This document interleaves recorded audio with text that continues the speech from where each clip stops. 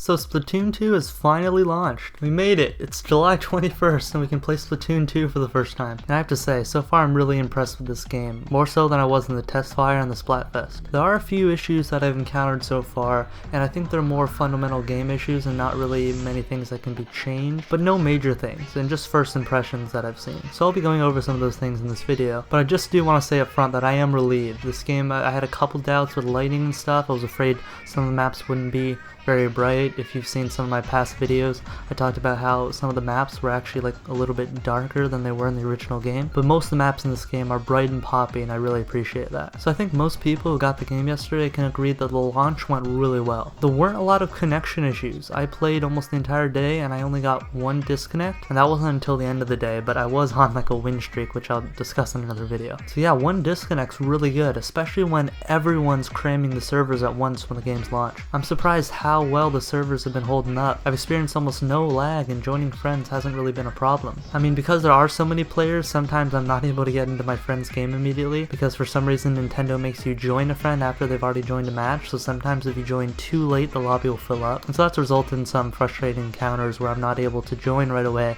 because the lobby always fills up. But because the matches are so quick, usually about 3 minutes, it's not really a problem waiting for a friend to finish the game. So like I said, the maps are a lot brighter than I anticipated. Some of the maps we had seen from the global test fire sort of got me worried because the actual maps before you ink them were a little gray and kind of dull, but they've really improved, and I can tell when you put the pictures side by side they added a few lighting enhancements, and that really makes a difference to me. Because this is just a first impressions video, I'm not going to go into what I think about all the guns and the way that's all laid out. I'm just going to say just in general what I think, and I think the special weapons are really cool so far. When I did my global test fire review, I was a little skeptical at the new abilities, and I hoped there would be more, and I hoped that they would bring back some old ones if there weren't more. But there are a lot more abilities than I thought. Originally in the test fire there were only 4, and I thought those were the only 4, but they've added a lot of new ones that remind me of old ones and have unique twists. I mean, these ones are really cool. Probably my favorite one is the grenade launcher that lets you throw a bunch of curling bombs. I've gotten a ton of kills with those on closer range maps. When you get a bunch of enemies congested in an area, you can really lock down their position and control the map. There are some really fun abilities that I'm glad are in this game. Like the new armor ability that makes you invincible to the first shot you take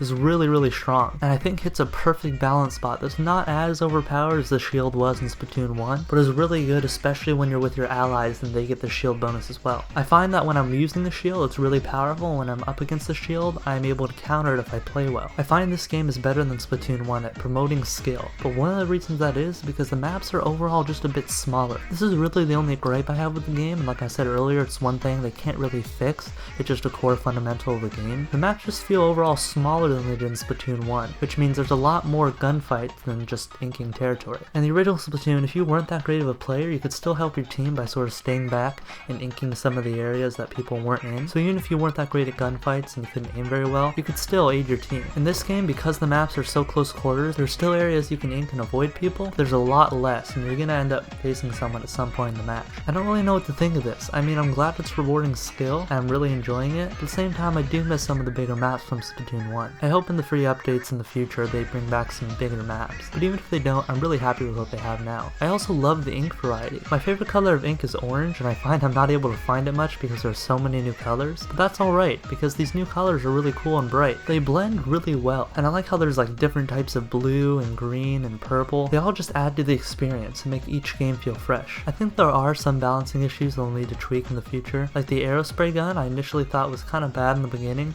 then I found out it's actually like very overpowered. It's one of the best weapons at inking territory in my opinion, and it also shreds people at close range. I used the aerospray last night and I went on a really long win streak, which I'll discuss in another video. It's a little bit too powerful, and I think if anything they'll just need to tweak that. I also have seen very few splat chargers in the multiplayer so far. Not a lot of people want to use them when the fully automatic guns are just really good. I'm even starting to see the splat roller use decrease. People are just using the splatter shots and the splat dualies more. I mean, I think I'm fine with fully automatic weapons all the time, but it would be nice to see more people use a variety of weapons. Like I said in my video talking about the Splatfest, Splat Charger got a pretty significant buff. It's now really fun to use, but I just don't see many people using it. It's really hard to counter someone that's rushing you with a really close range weapon, and so that's why I think there's not a lot of Splat Charger usage.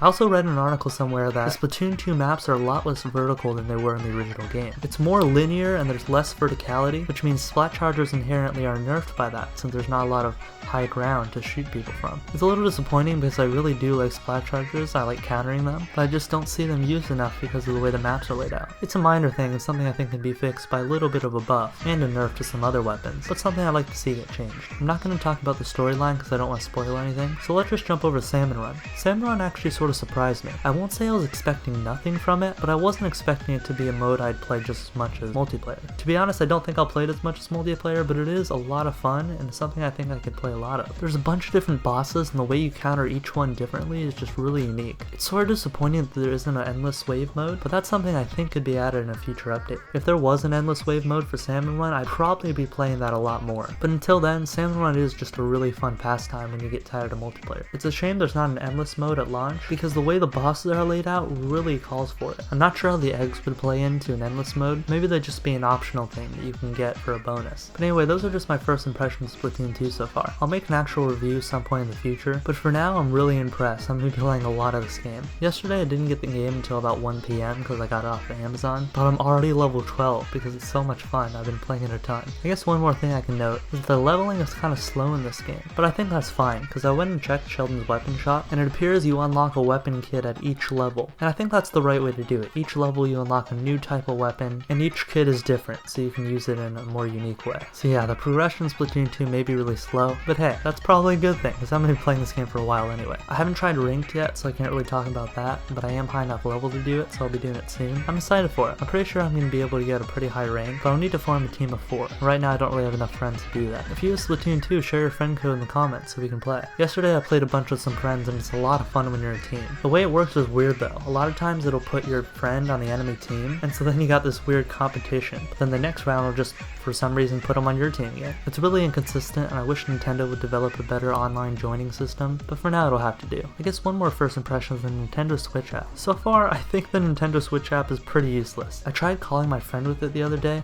but apparently the only way you can use the voice chat in the app is if you're in a private match, and so you need to have 8 people if you really want to play a match and talk to your friends via the app. So we ended up just going to use Skype because it was a lot easier. I'm not sure what Nintendo's thinking making this app only exclusive to private matches. I really hope there is an update in the future that makes it so you can actually play public matches with friends and use this to talk with people. But until then, I'm just going to be using Skype to chat with friends. It's just a lot simpler and easier. The other features in the app are pretty cool though. You can check your stats for Splatoon 2. In fact, right now, actually let me check.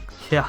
Right now the app tells me in my last 50 battles I had 39 victories and 11 defeats. That's pretty good. That's part of that win streak I had. Anyway, those are my first impressions for Splatoon 2. I'm going to be playing a lot more of this game throughout the summer, and so again, if you want to play with me, just leave your friend code in the comments. But anyway, that's going to do it for this video. I'm happy Splatoon 2 has pleasantly surprised me. I was a little skeptical about some of the balance things and the map brightness, but it's really impressed me in the end. And other than that, I'll see you in the next video.